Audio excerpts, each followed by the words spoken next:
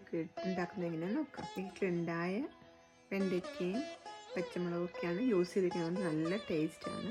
നിങ്ങളുടെ കയ്യിൽ നിറയെ വെണ്ടയ്ക്ക ഉള്ളപ്പോൾ നിങ്ങൾക്ക് ഈ റെസിപ്പി ട്രൈ ചെയ്ത് നോക്കാം. വെണ്ടയ്ക്ക പിക്ക് ചെയ്ത് ക്ലീൻ ചെയ്ത് ഇതേപോലെ കഷ്ണങ്ങളാക്കി, പിന്നെ ഒണിയനും ഗ്രീൻ ചില്ലിയും ഇതേപോലെ ചോപ്പ് ചെയ്ത് വെച്ചു.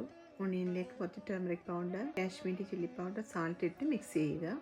അരിഞ്ഞ് വെച്ച് വെണ്ടയ്ക്കയും ഇതേപോലെ turmeric powder, Kashmiri chilli powder, സാൾട്ടും ഇട്ട് മിക്സ് ചെയ്ത് മാറ്റി വെക്കാം. പാനിൽ കോക്കനട്ട് ഓയിൽ ചൂടാക്കി ഒണിയൻ നമുക്കൊരു 3 മിനിറ്റ് ഫ്രൈ ചെയ്യാം. ശേഷം അരിഞ്ഞ് വെച്ച് വെണ്ടയ്ക്ക അതിലേക്ക് ഇട്ട് കുറച്ച് സാൾട്ട് ആഡ് ചെയ്ത് ഇതേപോലെ ഫ്രൈ ചെയ്തെടുക്കുക.